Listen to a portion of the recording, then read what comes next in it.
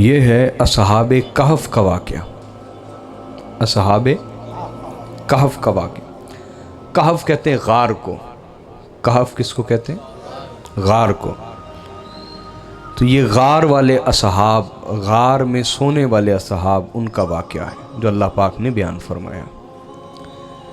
ان آیات کے شان نزول میں آتا ہے کہ حضور علیہ الصلوۃ والسلام جا رہے تھے تو یہود میں سے بعض شرارتی علماء نے بے ادبی کا ارادہ کیا، حضور علیہ الصلوۃ والسلام کی بے ادبی کا ارادہ کیا۔ میں نے اکثر آپ کو بتایا علماء کے دو گروہ ہیں، ایک علماء حق ہوتے ہیں اور وہ بہت تھوڑے ہوتے ہیں، اور دوسرے علماء سو، برے علماء، شرارتی اور فسادی علماء ہوتے ہیں۔ تو یہ ہر دور میں یہ دونوں گروہ رہے ہیں۔ آپ سب کو اچھا بھی نہ سمجھیں اور سب کو برا بھی نہ سمجھیں، میری بات سمجھے کہ نہیں؟ تو بعض شرارتی یہودی علماء نے چاہا کہ حضور علیہ الصلوۃ والسلام کی بے ادبی کریں۔ انہوں نے کہا آؤ ابو القاسم کو چھیڑتے ہیں، حضور کی بے ادبی کا ارادہ کیا۔ تو دوسرا کہنے لگا کہ نہ، ایسا نہ کرنا، کیا ہمیں پتہ نہیں واقعی اللہ کے رسول ہیں؟ تو تیسرا کہنے لگا ابھی پتہ چل جاتا ہے یا نہیں ہے، نشانیاں تو وہی ہیں جو ہماری کتاب میں، لیکن ابھی پتہ چل جاتا ہے۔ وہ تینوں آگے، حضور علیہ الصلوۃ والسلام جا رہے تھے، رستے میں آگے انہوں نے کہا اے ابو القاسم، ہمیں 3 سوالوں کا جواب دیں، اگر آپ نے دے دیا تو ہمیں یقین ہو جائے گا آپ سچے رسول ہیں۔ پہلا یہ کہ ہمیں بتائیے کہ اصحاب کہف کون تھے۔ دوسرا یہ کہ بتائیے کہ ذوالقرنین کون تھے۔ تیسرا یہ کہ بتائیے روح کیا ہے۔ کیا؟ تو اس پر اللہ رب العزت نے سورہ کہف نازل فرمائی اور اس میں تینوں جوابات عطا فرما دیے۔ جس طرح اصحاب کہف کا قصہ قرآن نے بیان کیا ہے، کسی کتاب نے بیان نہیں کیا، یہ غور فرمائیے گا۔ ایک ایسا رسول جس نے دنیا میں کسی سکول سے پڑھا نہیں، کسی مدرسے سے پڑھا، دنیا میں کوئی اس کا استاد نہیں، دنیا میں کوئی اس کا استاد، اور وہ کئی 100 سال پہلے ہونے والے واقعے کو، جس پر کوئی باقاعدہ کتاب بھی لکھی گئی نہیں تھی، اس کو یقین کے ساتھ ہو بہو ویسے ہی بیان کر دے جیسے وہ واقعہ ہوا تھا، تو کیا یہ اس رسول کے سچے ہونے کی دلیل نہیں کہ اس کو وہ غیب کا علم کہاں سے ملا؟ اس کا ذریعہ ایک ہی، اور وہ اللہ کی وحی ہے، وہ اللہ کی۔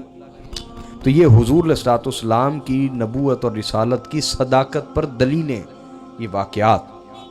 اب سنیے، اللہ پاک فرماتے ہیں ام حسبت ان صحاب الکہف والرقیم کانوا من آیاتنا عجبا۔ آپ کیا خیال کرتے ہیں؟ کیا آپ کو معلوم ہے کہ اصحاب کہف اور اصحاب رقیم وہ ہماری عجیب نشانیوں میں سے ہیں؟ کیا آپ کو پتہ ہے کہ اصحاب کہف ہماری عجیب نشانیوں میں سے؟ ان کو اصحاب کہف بھی کہتے ہیں، اصحاب رقیم بھی کہتے ہیں۔ رقیم رقم سے، اردو میں بھی کہتے ہیں نا، میں نے یہ رقم کر دیا، لکھ دیا۔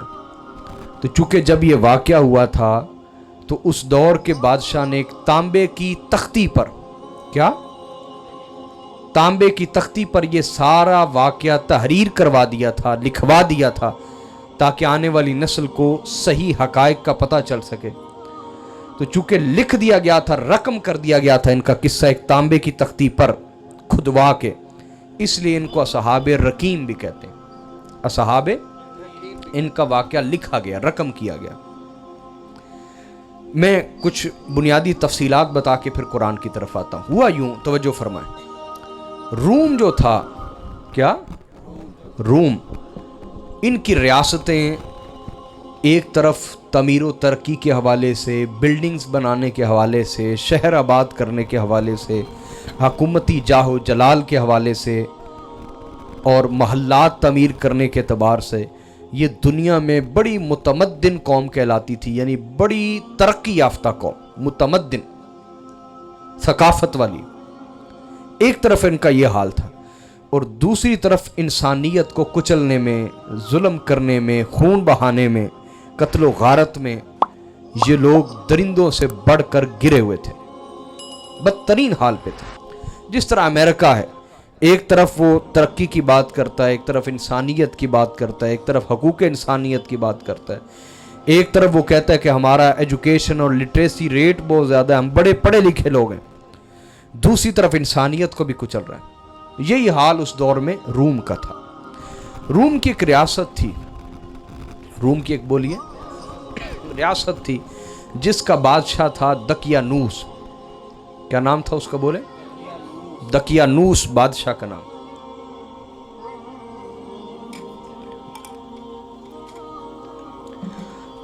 اور اس ریاست کا نام تھا فیلیڈلفیا. کیا؟ فیلیڈلفیا ایک ریاست تھی، جس طرح پاکستان ایک ریاست ہے، اور وہاں کا بادشاہ تھا دقیانوس. کیا نام تھا اس کا؟ دقیانوس. ہوا یوں کہ جب حضرت عیسیٰ علیہ السلام اس دنیا میں تشریف لائے، آپ نے توحید کا پرچار کیا، حق کا دین لوگوں تک پہنچایا، اور لوگوں پر ظاہر کر دیا کہ دین کے سب سے بڑے دشمن یہ یہودی علماء ہیں.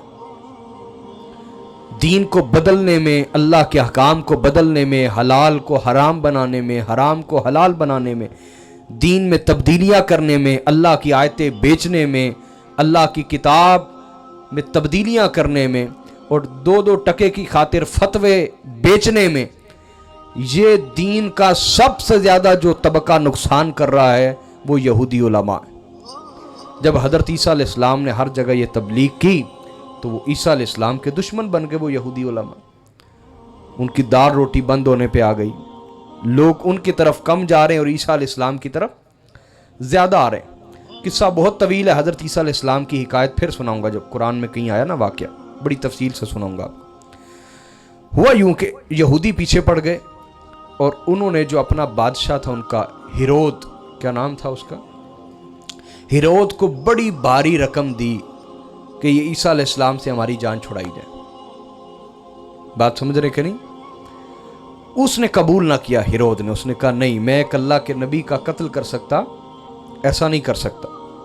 لیکن شراب اور عورت، اس کا وہ حریص تھا، اس حرص کا مارا ہوا تھا. شراب اور عورت، اس ہوس میں مبتلا تھا وہ ہیرود. حتیٰ کہ یہاں تک مبتلا تھا، یہودی بادشاہ تھا وہ، یہاں تک اس کی یہ ہوس بڑی ہوئی تھی کہ وہ اپنے سگے بھائی کی نکاح میں موجود جو اس کی بھابی تھی، اس کے متعلق بھی اس کے غلط نظریات تھے، اس کو وہ پسند کرتا تھا. تو پھر یہودی علماء نے اسے اچھا خاصا معاوضہ دیا کہ اگر تم ہیرود کو خوش کر دو تو یہ ہمارا کام کر سکتا ہے، یہ ہماری بات نہیں مانتا، یہ دولت سے خریدا نہیں جا سکتا، یہ عورت سے خریدا جائے گا. کچھ لوگ دولت سے خریدے جاتے ہیں، کچھ عورت سے. اس عورت نے ان کی بات مان لی، اور معاذ اللہ استغفر اللہ لا یاذ باللہ، اس نے اپنی بھائی کی منکوحہ نکاح میں موجود جو اس کی بیوی تھی، اس کو برہنہ کر کے وہ اس کے سامنے ناچی، کپڑے اتار کے اس کے سامنے ناچی. تو اس نے شراب پی تھی. اس نے کہا کہ اس کا کیا مول لینا چاہتی ہو، تم نے مجھے خوش کیا. اس نے کہا کہ ابن مریم کا سر، ابن مریم کا سر.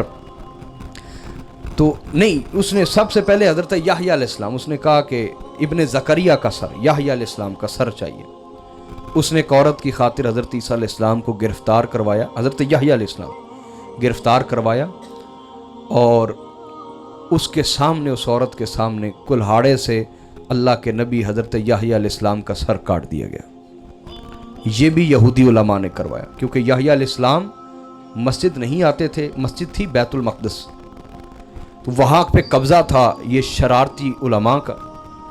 تو حضرت یحییٰ علیہ السلام آبادی میں نہیں رہتے تھے، مسجد میں آتے نہیں تھے، دور رہتے تھے آبادیوں سے.